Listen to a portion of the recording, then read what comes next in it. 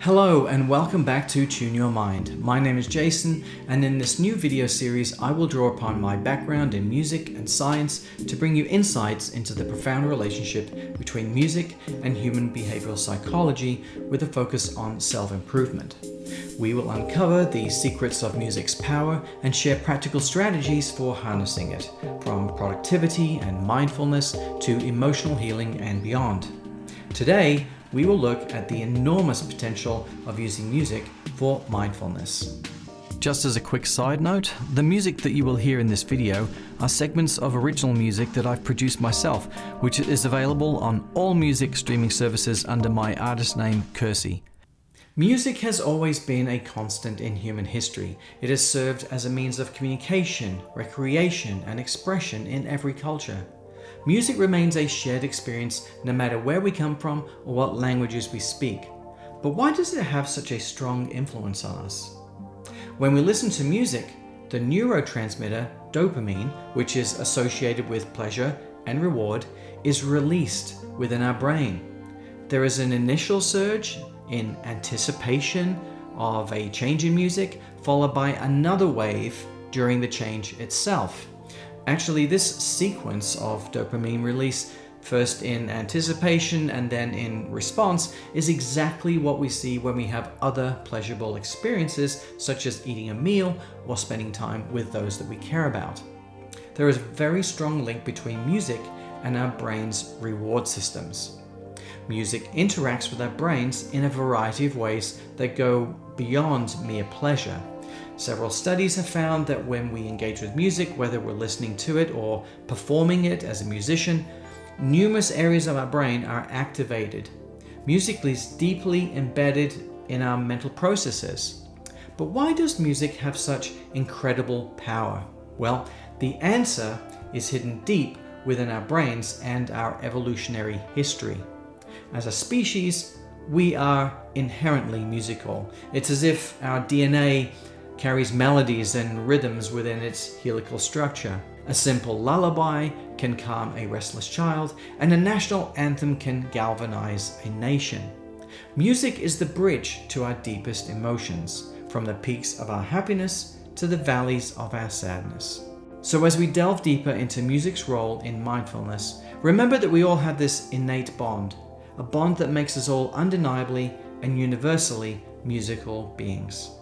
When we think of mindfulness, we usually think of meditation, deep breathing, and quiet reflection. And while these are aspects of mindfulness, the concept itself goes much deeper, having its roots in ancient traditions and being accepted also by modern science. Mindfulness is fundamentally the practice of being fully present in the moment, aware of our experiences and judgment-free. It's about observing our thoughts and our feelings without labeling them as good or bad. So why has mindfulness gotten so much attention recently? The answer lies in its extensive list of advantages, which have been validated by a lot of rigorous scientific research. Recent research published in a journal called Nature Reviews Neuroscience showed that regular mindfulness practice can rewire the brain's neural pathways, and this results in improved focus, lower stress levels, and better emotional regulation, and a variety of other health benefits too. It's more than just sitting still and breathing. Mindfulness heightens our awareness of both our internal and our external environments. And consistent practice allows us to respond to situations more skillfully rather than just reacting impulsively. When we examine the relationship between music and mindfulness, we see that the melodies and rhythms that have always been a part of our shared human experience can be enhanced and enriched. So while mindfulness is an ancient practice, its importance and its need really in our fast-paced modern world has never really been greater. And when we use music to experience mindfulness, we get this harmonious blend of tradition and science that leads to a greater inner peace and awareness. So let's take a look at the 4 main steps to consider when using music for mindfulness. Step 1. Choosing the right music. The first and most important step in beginning your mindfulness journey through music is selecting the appropriate soundtrack for your inner journey. Music, with its broad spectrum, has the ability to elicit a wide range of emotions. Every genre has its own unique impact on our psyche, from the pulsating rhythms of rock to the tranquil melodies of classical compositions. And according to recent research, music, regardless of the genre, activates brain regions associated with emotion and our memory. And as a result, the right music isn't universally defined. It's deeply personal and unique to every single one of us. However, there are some guidelines to follow when selecting music for mindfulness. First, consider the tempo of the music. Slow to medium tempos frequently promote relaxation and introspection, laying the groundwork for this mindfulness practice. So listening to soothing music with slow tempos has been shown to lower cortisol, which is a stress hormone, making it an ideal accompaniment for your moments of mindfulness. You must, however, consider your personal preferences. The rhythmic beats of world music or the ambient sounds of nature may be much more grounding and conducive to mindfulness for some of you than, say, classical music. Consider how the music makes you feel as you choose it. Does it make you feel at ease, grounded, or introspective? Or does it irritate you and distract you? At its core, mindfulness is about awareness.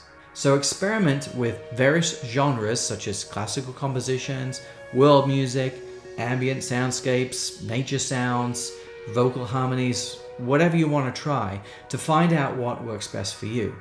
I've actually included a few examples in the video description that you could try out. Step 2, setting the scene. The next critical step is to create the ideal environment. Setting the scene is not simply about aesthetics. It's about making sure that our surroundings support and deepen our mindfulness experience. Let's start with lighting. Dim, soft lighting, such as that provided by candles or warm, muted lamps, they can help to create a relaxing atmosphere because our eyes are frequently strained by bright lights and bright screens and harsh lighting. We must allow them to relax while also signaling to our brains that it's time to wind down. Find yourself a comfortable chair or a cushion or a soft rug, so long as you can maintain an alert posture without straining. Your choice of audio equipment is also important too. So while any basic setup is adequate, it's worth investing in a quality set of headphones or speakers that will enhance the experience and ensure that you are fully immersed in the music.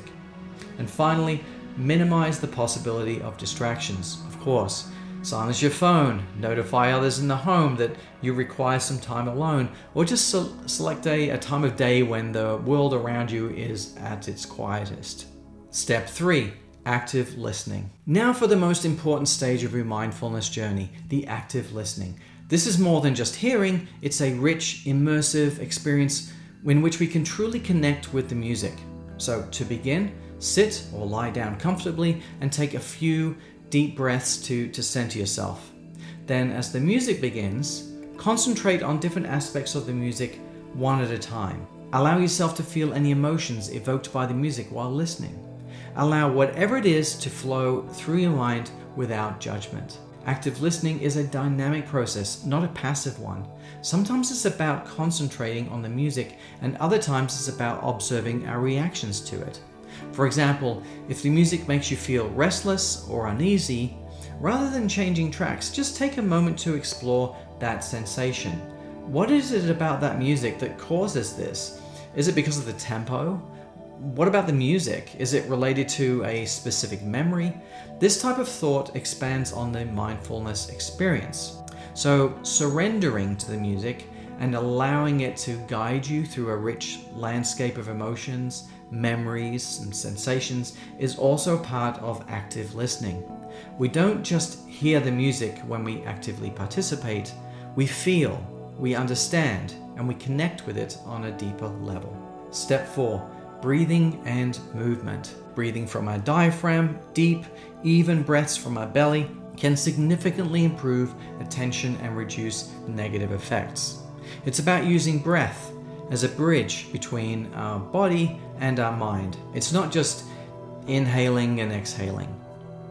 Begin by matching your breathing to the music. Take a deep breath for 4 beats, then exhale for the same number of beats. Adjust your breathing to match the tempo of the music, of course, and that establishes a rhythmic foundation, bringing us even more to the present moment. Now, movement, while not required, it can be beneficial. It doesn't imply dancing unless you really want to dance, but rather gentle motions in time with the music.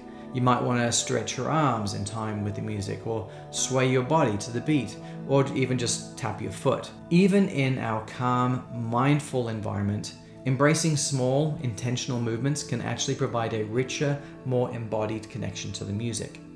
Essentially, incorporating breathing and movement into our muscle-driven mindfulness practice results in a more holistic experience. It's not just about the ears or the mind, it's about being fully present and engaged and connected to the music's rhythms. I've created a separate video released on the same day as this one, where I will guide you through an example of a mindfulness exercise using the techniques that I just outlined. So, if you're up for it, pause the video now and try the exercise. Then return to this video and I'll go over a few final important things for you to consider. If you return to this video after trying out the music mindfulness exercise video, then welcome back, and I hope you had a great experience. In any case, the final topic I'd like to discuss here is the process of reflection and journaling. Now, while music and movement are at the heart of our experience, reflection allows us to solidify and internalize the knowledge that we've just gained through this mindfulness exercise.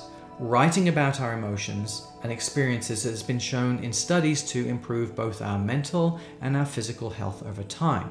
So, take a moment to be still, recall the music, your reactions, the emotions that surfaced, and any memories or sensations that were evoked by that music. Open your journal once you've thought through them, and then begin by describing the music. You can include the tone, the rhythm, the instruments. Then examine your emotional and physical reactions. Did a particular section make you happy?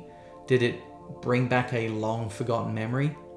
Documenting these experiences crystallizes them, allowing for greater understanding and self-awareness. It can also be a powerful tool for mental clarity and emotional processing.